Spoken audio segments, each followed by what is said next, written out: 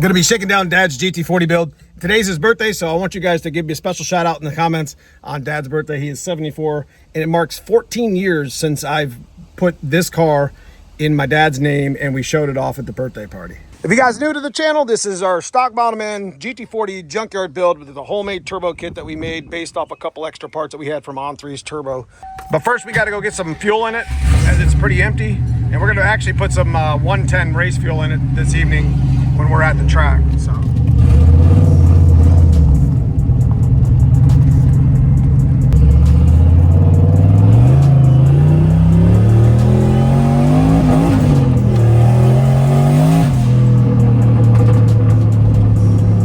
gotta get up on that 93 pump gas.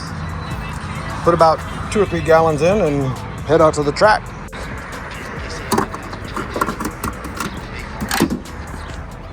We'll head out here real quick on the old street and see if the car gets a good little shakedown before we put it into the trailer.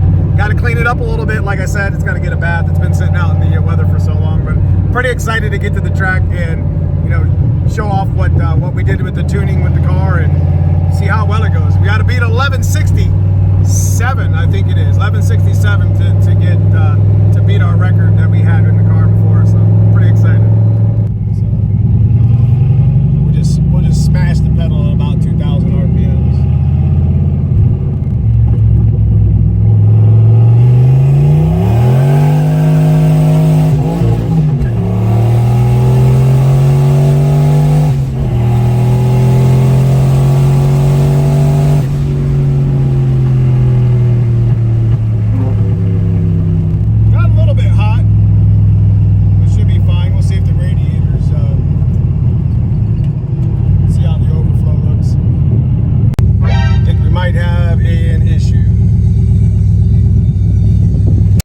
Well, we didn't expect to get stuck on the side of the road, but the motor started getting hot and to the point to where you can see kind of monkeying around with the antifreeze. I was hoping I didn't lift the head. I don't think I would have. But what I found out is I actually have the key on right now, and this fan isn't working. So the motor got hot. So we're gonna put a new relay on it. We think this relay might be the problem too. Check these connections and see what's going on.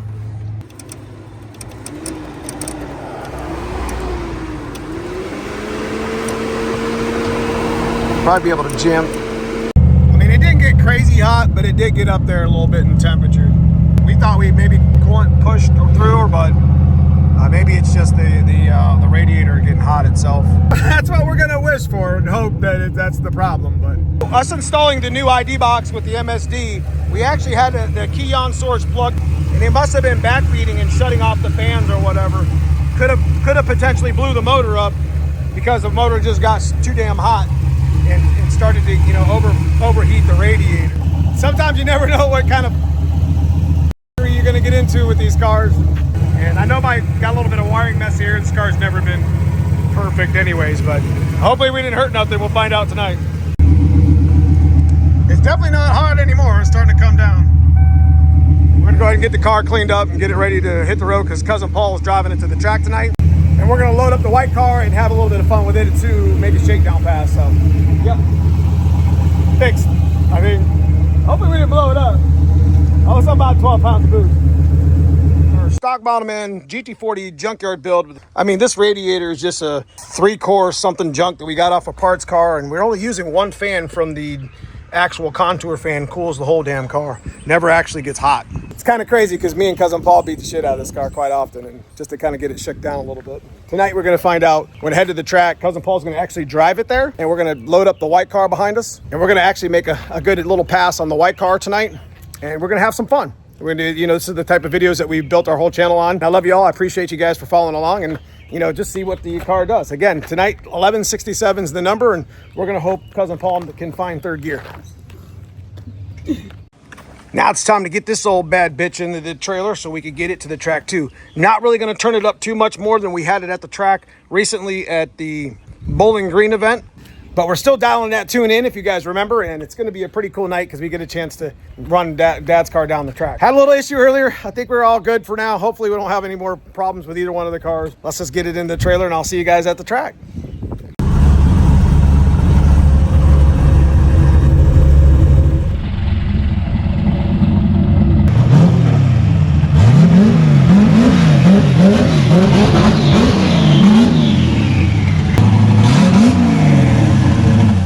made it here. Not too often you get all 3 Foxbodies in one spot, but we're gonna have a little bit of fun today. We got to get Dad's car over here and put these slicks on, which he's just going to put the rear wheels on and just drive it home. It's a street car anyway.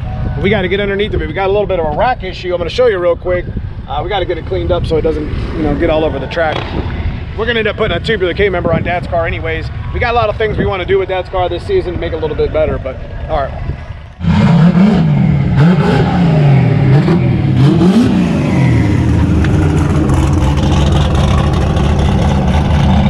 So definitely one thing that Dad's car actually needs is an anti-roll bar. You know, that old school anti-roll bar squat football. Yeah, we used to run that. That shit was awesome. It worked. Just saying. And this is exactly why we run pumped gas E85. 2 gallons of 110 is $15 a gallon. That's crazy. And E85, in my opinion, is a better fuel, but it is what it is. To each their own. I can do a lot more with the 85, but I can't put that in here without spending a whole bunch of money. So we'll get it pumped in for a little bit of safety. We'll turn it up a little bit. Back to where it was at. Go have some fun. All right, I think we're ready to make a pass. We ended up finding out that it wasn't the rack that was leaking. It was actually one of the oil feeds. So a little bit of maintenance. I'm kind of glad that we brought Dad's car here because we had some maintenance to do on it. It's a good shakedown for us. It's been a while. It's been over a year probably since it's went down the track. So with the new tune on it, we'll see if we can beat our time. While we were waiting, we decided to jump in the white car and make a pass down the track. This is the only pass we made of the night. It's the same exact tune and settings that we had from Bowling Green. Needless to say, it was a good pass.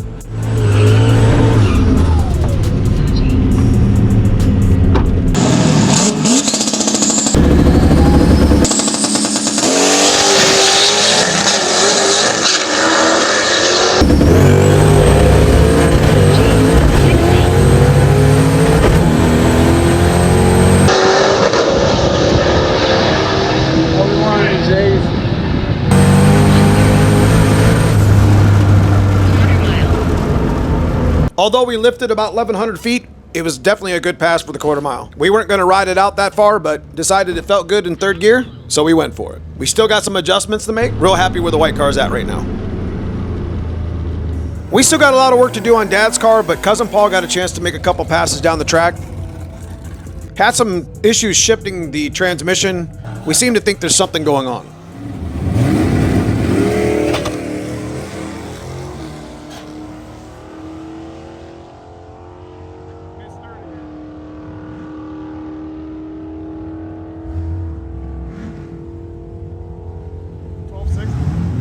Although the car is definitely capable of running into the 10s, we got a lot of work to do to make that happen. But we'll be back out next week, beat that 1160 time. So I took it down the track on the 3rd pass, and let's just say it didn't end well. I took Dad's car for a ride, and I think we broke something. Because I ain't got no pedal, and I think the clutch cable done give up. That's pretty much what we had going on. So your last couple passes, you've been missing gears. And when I got in the car, I noticed that the pedal was like hard, and then the cable, I could feel the cable grinding. That thing was on its last teeth.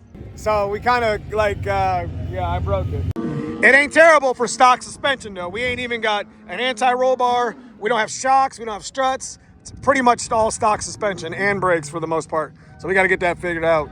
I mean, T5, it's kind of our Frankenstein T5, but it is what it is. We hit the turd trying to come out on you.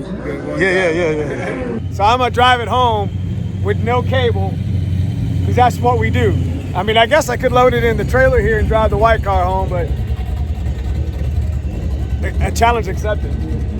Good try. Next week, we'll come back out and make better passes. We're driving it home with no clutch. It's broken, broke pedal. I gotta shut it off to get it in first, second, but once you get rolling, we'll be good to go. We probably could have just put it in the trailer, but it'll still shift.